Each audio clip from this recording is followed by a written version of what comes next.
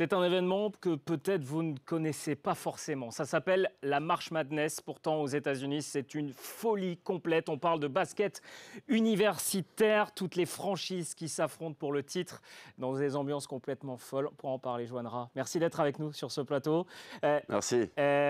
On va rappeler votre parcours parce que vous avez joué en basket universitaire avec les Citadels, c'est ça? On la Citadel, ouais. Voilà, on voit votre parcours entre 96 et 99. On a sorti la photo avec le maillot des Citadels. Cette March Madness, on ne se rend peut-être pas bien compte en France de ce que ça représente et de l'ambiance que ça peut donner aux États-Unis. Voilà, alors pour aller droit au but, c'est l'événement le plus regardé aux États-Unis, la finale du Final Four, juste après le Super Bowl. Ah oui. Donc voilà, le basket est une véritable religion aux États-Unis. Et le basket universitaire cartonne aussi parce que les familles peuvent s'identifier au basket du fait que ce sont des jeunes qui ne sont pas professionnels, qui représentent les couleurs de leur université. Et tout ça, ça plaît beaucoup au grand public. Alors la March Madness, c'est un immense tableau. C'est assez compliqué finalement à expliquer, mais il y a un tableau final avec 64 équipes, si je ne me trompe pas. Mais avant, il y a aussi des tournois de qualification. Vous n'avez pas pu y participer parce que c'est extrêmement compliqué de rentrer dans ce tableau final. Alors, je vais vous expliquer tout ça le plus simplement possible. En fait, en NCAA, il y a 353 équipes. 64 équipes vont au tournoi final. Pour se qualifier, il faut gagner... Bon ratio. Non. Pour se qualifier, il faut gagner son tournoi de conférence. Il y a 10 équipes par conférence, 32 conférences.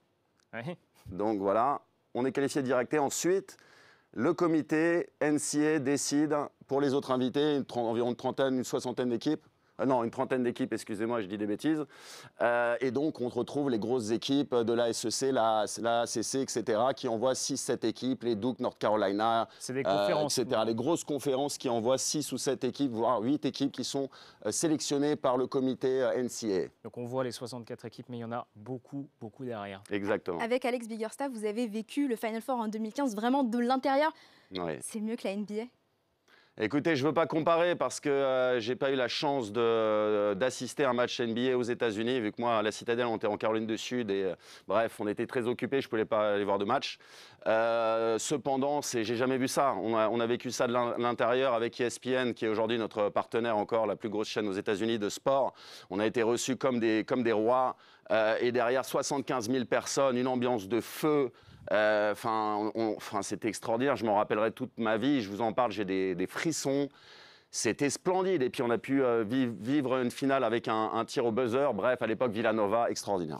Il y a des stars en NCAA, c'est un basket universitaire, mais Alicia, il y a des grandes stars déjà. Oui, il y en a 3 qui sont pressentis pour être draftés en premier en NBA. Il y a Zion Williamson, dont on parle très souvent dans Breaking Sport. Et puis, à Duke, il y a son coéquipier R.J. Barrett. Et chez le Murray State, il y a Jay Morant, aussi, donc intéressé aux 2 autres, R.J. Barrett et Ja Morant. On va voir leurs statistiques parce que, au final, on se rend compte qu'au départ, R.J. Barrett, au début de la saison, il avait un peu l'avantage pour être drafté en premier. Et maintenant, quand on voit les stats, Jay Morant, il a vraiment gagné des points. Ouais, tout à fait. Ce sont 2 joueurs formidables. À titre comparatif, c'est un peu si à une draft, vous aviez LeBron James, James Harden et Kevin Durant à la même draft. Donc, en gros, choisissez votre poison. Moi, en numéro 1, je prends LeBron. Là, en numéro 1, je prends Zion. R.J. Barrett, c'est dans le style d'un Paul George un petit peu, un joueur magnifique, un winner. Il a gagné avec le Canada les championnats du monde. Avec Duke, il joue avec Zion Williamson aussi. Tout à fait, ils jouent ensemble à Duke. C'est la première fois qu'on a 2 joueurs à plus de 20 points dans l'histoire de la NCAA. Meilleur freshman de l'histoire au scoring, 25,5 points par match. Quand on dit freshman, première année, excusez-moi. Première année. À scorer autant. Dans la ACC, la meilleure conférence de l'histoire, la meilleure équipe peut-être de l'histoire, on peut argumenter. C'est magnifique. Il y a quelques petites choses à améliorer, mais ça va être une superstar. Les 2 là, voilà, on dit que ça va être des superstars. Le passage en NBA, est-ce qu'il est compliqué ou ces joueurs-là? Pour eux, non. Pour eux, non, ce sont le type de joueurs qui vont tout de suite prendre leur marque et cartonner d'entrée, un peu comme les Trey Jones cette année ou encore Doncic, voire Bagley. C'est peut-être du niveau encore au-dessus. Moi, je vois le petit Morant peut-être encore aussi fort, voire meilleur que Trae Young, que j'adorais, que j'annonçais à ce niveau-là, alors beaucoup de gens doutaient à l'époque. Bref, et puis il va être au niveau... C'est à peu près le même profil qu'un Damian Lillard ou un De'Aaron Fox pour lui. Puis Zion, je dirais que c'est un mélange de Karl Malone et LeBron James. Ah oui, voilà, c'est pas trop mal. On n'en a pas trop parlé parce qu'on en a énormément parlé de Zion Williamson. Est-ce que c'est le joueur le plus fort que vous ayez vu jouer? Vous comparez à LeBron James tout à l'heure, par rapport à LeBron James qui est la star actuelle. Écoutez, moi je suis le basket depuis 1986. La NCAA, la NBA, tous les matchs, toutes les stats, tous les joueurs. Mon père a travaillé à l'INSEP, ancien joueur de l'équipe de France. Bref, je suis né dans la marmite. J'ai jamais vu un joueur comme ça depuis 1990. Et j'ai vu tous les Final Four depuis 86. C'est extraordinaire, c'est un mutant. Alors à savoir que sa mère était championne d'athlétisme, sprinteuse, son père joueur de foot US à haut niveau. Voilà, au niveau de l'ADN, c'est du jamais vu. R.J. Barrett, l'autre, il joue avec lui. Il était même un moment devant Zion. Ça veut dire que c'est un joueur hors norme aussi. Dès le début de saison, tout le monde a dit R.J. Barrett numéro 1. Moi, j'ai attendu de voir le premier match. J'ai vu le premier match, j'ai dit Zanos numéro 1. Après, ça a pris à peu près un mois pour que tout le monde se mette d'accord au niveau des analystes et que tout le monde se mette sur le, comment dire, dans le train, suivre le bandwagon, comme on dit. Et aujourd'hui, il est numéro 1 sans souci. Mais c'est un grand joueur, R.J. Barrett. Ça va être une superstar. Un pronostic pour la draft, l'ordre? L'ordre, je dirais, sur les trois. Alors écoutez, ça va être ces trois-là, c'est sûr. Moi, j'aimerais bien voir le Combine, NBA Combine. Là, ça va nous apprendre beaucoup 2 semaines après la draft, après la fin du Final Four. Ça consiste en quoi? C'est-à-dire les meilleurs joueurs sont sélectionnés par la NBA, on va dire une trentaine de joueurs, 20-30 joueurs. Et sur 3 jours, ils sont analysés, interviewés. On prend toutes les mensurations, le jump, ils jouent. Et tous les general managers sont là. Ah, ça, c'est super décisif. Il y a des joueurs qu'on ne connaît pas trop qui sont invités et qui se font connaître. Qui sortent du lot. Et donc, je dirais peut-être... C'est très dur. Numéro 1, il faut se mouiller. Alors, choisissez votre poison. Oh là là. Entre Barrett et Morant, ça dépend de ce que l'équipe a besoin. Et Williamson, numéro 1, let's go. Allez, numéro 1, Zion Williamson, on suivra ça, évidemment. Il y a un joueur que vous avez déjà suivi en NCAA à l'époque, en basket universitaire.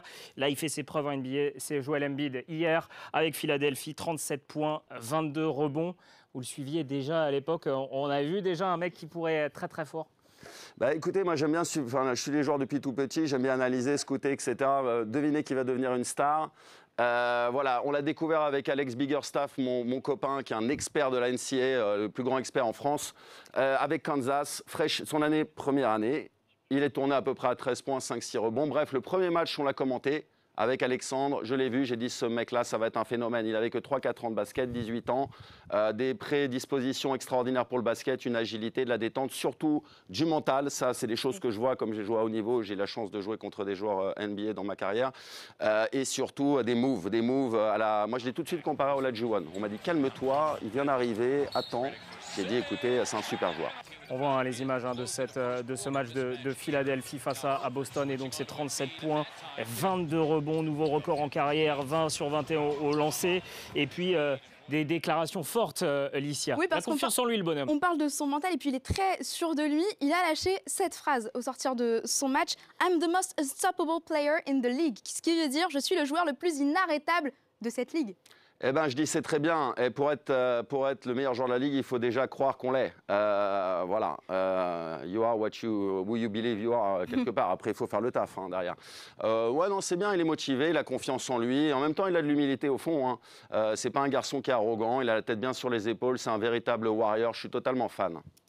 On vient de me glisser, parce que c'est bien de le donner, la date de la draft, le 20 juin 2019. Merci à Jérémy Puzos qui me donne ça, le 20 juin 2019. Donc on saura pour cette draft NBA. Licia, il y a un autre joueur qui a brillé, c'est un Français, c'est Evan Fournier. Oui, c'est Evan Fournier, il s'est distingué meilleur marqueur de son match Orlando contre New Orleans, 119 à 96. 22 points pour Evan Fournier. Il n'avait pas inscrit plus de 20 points depuis le 13 février.